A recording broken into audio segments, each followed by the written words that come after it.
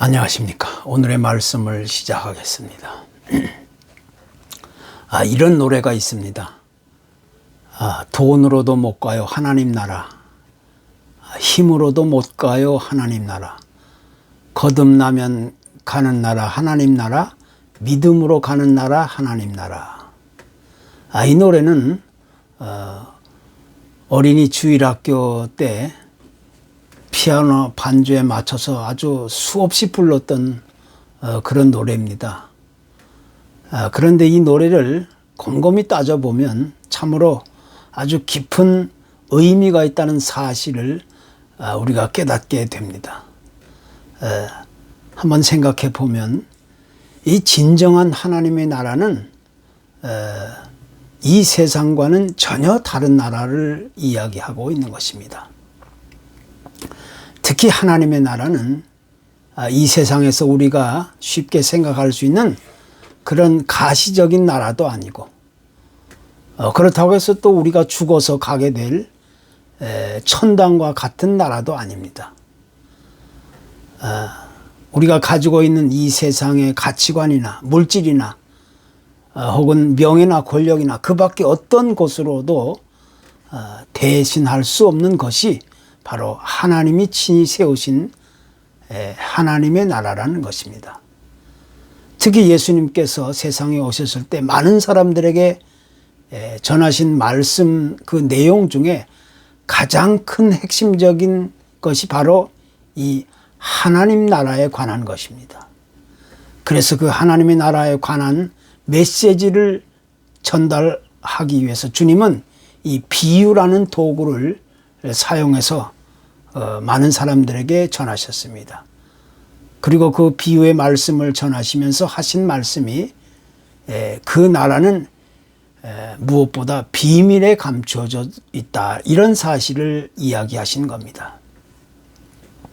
여기서 비밀이라는 단어의 의미는 쉽게 얘기해서 세크릿 혹은 미스터리라는 개념을 가지고 있는데 아주 극비에 속한다는 내용이라는 것입니다. 그리고 우리 인간의 이성이나 지식이나 판단으로서 이해할 수 없는 아주 그런 신비스러운 그런 요소를 가지고 있다는 사실을 이야기해 주고 있는 겁니다. 또 마태복음 13장 34절에서도 주님은 이렇게 말씀하셨습니다. 이 모든 것을 무리에게 비유로 말씀하시고 비유가 아니면 아무것도 말씀하지 아니하셨으니 이는 선지자로 말씀하신 바 내가 입을 열어 비유로 말하고 창세부터 감추인 것들을 드러내리라 함을 이루려 함이니라, 이렇게 말씀하신 겁니다. 즉 이것은 하나님께서 세상을 창조하신 이후부터 하나님의 나라는 철저하게 비밀에 붙여져 있다는 사실을 암시해 주고 있는 것입니다. 그 이유는 하나님이 보내신 그 메신저 구약의 선지자를 통하여 그 하나님의 나라를 이야기하시겠다는 그런 내용이고, 또 다른 하나는 하나님의 나라가 허락되지 못한 사람들에게는 그 사실을 알지 못하게 감추어 있다는 사실을 이야기하는 겁니다. 그래서 하나님의 나라는 언제나 이 비밀에 속한 영역이라는 사실을 우리가 알게 되는 것입니다. 다만 하나님을 알고 예수 그리스도를 믿음으로 받아들이고 사는 하나님의 백성들에게 있어서는 그것이 예외라는 사실을 성경은 강조하고 있는 겁니다.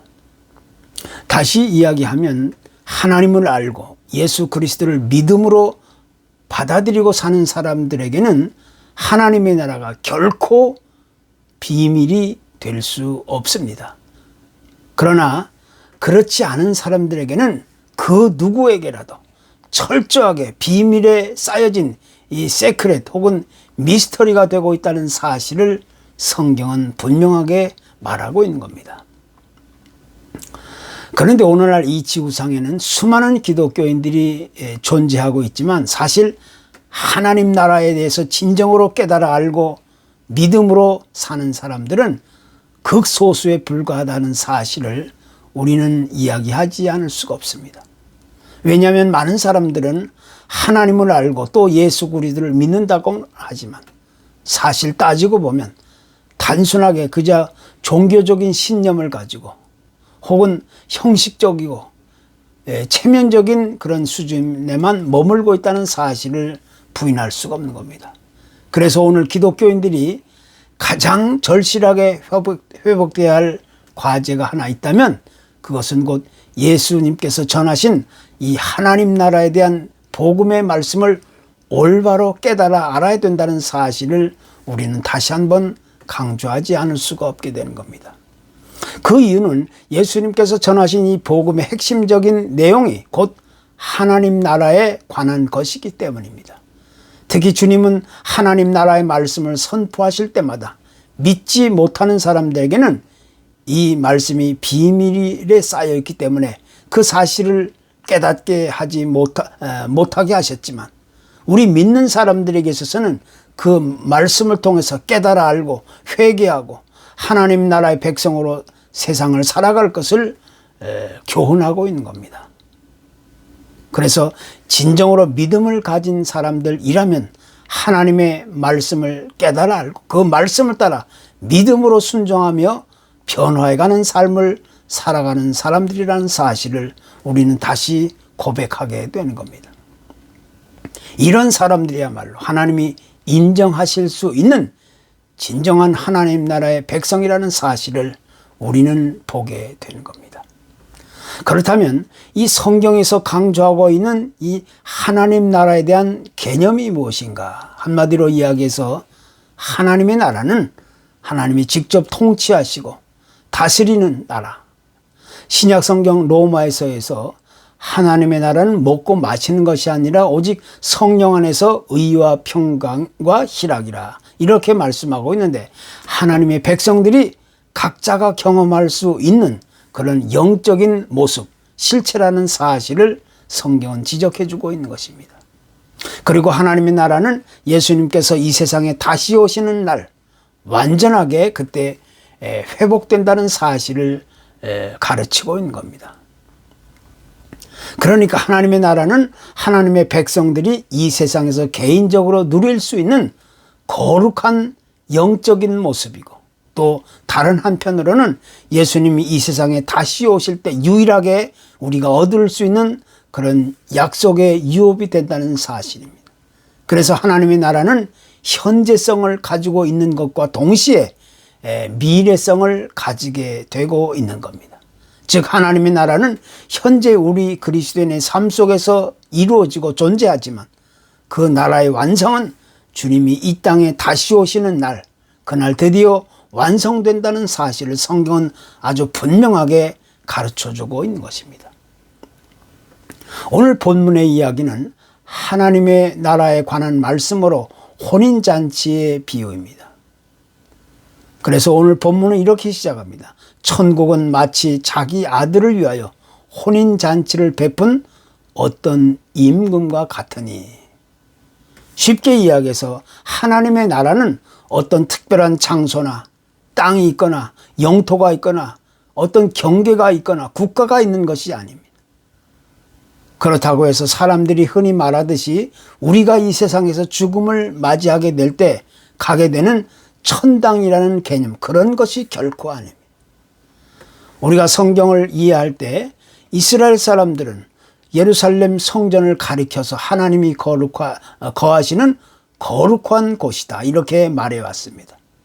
그래서 사람들은 그 성전에 가서 하나님을 만나고 하나님께 제사하고 하나님과 그런 소통하는 그런 거룩한 장소로 이해하게 되었습니다. 그 결과 예루살렘 성전은 구약 성경에서 아주 이스라엘 백성들에게 있어서 없어서는 안 될 아주 중요한 장소가 되었었던 것은 분명한 사실이었습니다. 하지만 하나님의 본래의 의도는 어떤 특정한 그런 장소만을 가리켜서 유일하게 그것만이 하나님이 거하시는 장소라고 그렇게 강조하지 않았습니다. 왜냐하면 구약 시편 114편에서 말하듯이 유다가 성소가 되었다 이렇게 하는 말씀은 어떤 장소가 아니라 그의 백성을 가리키고 있는 겁니다. 다시 이야기하면 언제 어디서든지 하나님의 다스림이 있는 곳은 모두 하나님이 거하시는 거룩한 성소가 되었다는 사실을 우리는 확인할 수 있게 된 겁니다. 그리고 더 나아가서 하나님의 나라는 어떤 특정한 지역이나 영토와 건물과 땅과 같은 그런 물리적인 공간이 아니라 그보다는 사람들을 통해서 사람들 안에서 이루어지는 거룩한 영역이 된다는 겁니다. 즉 하나님의 나라는 이스라엘이라는 그런 지역적인 특정 지역을 말하는 것이 아니라 하나님이 함께 하시고 통치하시고 다스리는 이 하나님의 백성들 그 자체를 의미하고 있는 겁니다. 그래서 주님은 하나님의 나라는 볼 수 있게 임하는 것이 아니라 하나님의 나라는 너희 안에 있는 것이다, 이렇게 말씀해 주신 겁니다. 그렇기 때문에 하나님의 나라는 누가 지배하느냐, 누가 통치하느냐, 누가 다스리느냐에 따라서 그 하나님의 나라는 바로 결정되는 겁니다. 만약 우리 마음을 세상이 지배하고 세상이 통치하고 세상이 다스리게 된다면 그 사람은 누가 뭐라 해도 하나님의 나라를 이루어가지 못하는 사람입니다. 그러나 우리 마음을 하나님이 지배하고 하나님이 통치하고 하나님이 다스리게 된다면 그 사람은 누가 뭐라 해도 하나님의 나라를 이루고 사는 사람이라고 우리는 자신 있게 말할 수 있게 되는 겁니다. 따라서 내가 지금 하나님의 나라를 이루고 살아가느냐 아니면 그렇지 못하느냐 하는 것은 내 자신이 스스로 제일 먼저 깨달아 알 수 있는 그런 문제인 겁니다. 그리고 진정한 하나님의 백성이라면 지금 현재 마땅히 하나님의 나라를 이루며 살아가야 한다는 사실을 우리는 다시 강조하지 않을 수가 없는 겁니다. 신약의 바울 사도는 우리 그리스도인의 구원을 이야기하면서 이렇게 말합니다. 그가 우리를 흑암의 권세에서 건져내사 그의 사랑의 아들의 나라로 옮기셨으니 그 아들 안에서 우리가 속량 곧 죄사함을 얻었다. 즉 우리 예수 그리스도께서 우리의 죄를 십자가에서 담당하시고 죽으심으로 인해서 우리의 죄가 이제 깨끗이 사해진 것은 우리로 하여금 사탄의 권세에서 이 세상에서 벗어나 하나님의 나라로 옮기신 것이라고 아주 분명하게 설명해 주고 있는 겁니다. 그러니까 이제 우리의 마음을 지배하고 통치하고 다스리는 자는 더 이상 어둠을 지배하는 이 세상의 사탄이 아니라 거룩한 하나님의 영이라는 사실을 사도 바울은 강조하고 있는 겁니다. 이제 하나님 나라의 백성은 당연히 하나님이 지배하시고 하나님이 통치하시고 하나님이 다스리시는 완전하게 그에게 속한 사람이 되는 겁니다. 그래서 하나님께 속한 사람은 마땅히 하나님의 말씀을 따라 거룩한 삶으로 날마다 변해야 되어가는 그런 삶을 누릴 수 있어야 됩니다. 이것이 바로 하나님 나라의 비밀인 것입니다. 그렇기 때문에 우리가 지금 현재 하나님께 속한 사람, 하나님 나라에 속한 사람으로서 비록 이 땅에 살아가고는 있지만 우리의 돌아갈 고향은 이 세상, 이 땅의 어느 한 곳이 아니라 하나님이 세우시고 장차 완성하게 될 영원한 하나님 나라에 있다는 사실을 우리는 다시 고백하고 또 마음 깊이 새기게 되는 겁니다. 그래서 지금은 우리가 이 땅에 살아가고 있지만 우리는 영원한 하나님 나라의 시민권을 가지고 이 세상에서 임시적으로 지금 살아가고 있는 것입니다. 영원한 하나님의 나라를 기대하고 바라보고 소망하고 믿음으로 이 세상을 살아가는 것이 현재 이 세상을 살아가는 하나님 나라의 백성들의 그 본분인 것입니다. 그렇다면 또 하나님의 나라와 교회는 어떤 관계가 있습니까? 우리가 앞에서 이야기한 것 같이 하나님의 나라는 하나님이 지배하고 통치하고 다스리는 나라라는 사실을 이야기했습니다. 그런데 이 땅에 현재 존재하고 있는 하나님 나라의 백성들의 그 믿음의 공동체가 바로 교회라는 울타리가 되는 겁니다. 그래서 주님께서 세워주신 이 믿음의 공동체를 통하여 하나님의 나라를 선포하고 하나님의 나라를 확장시켜 나가고 함께 이끌어가는 그런 공동체가 되어야 함을 성경은 가르쳐주고 있는 겁니다.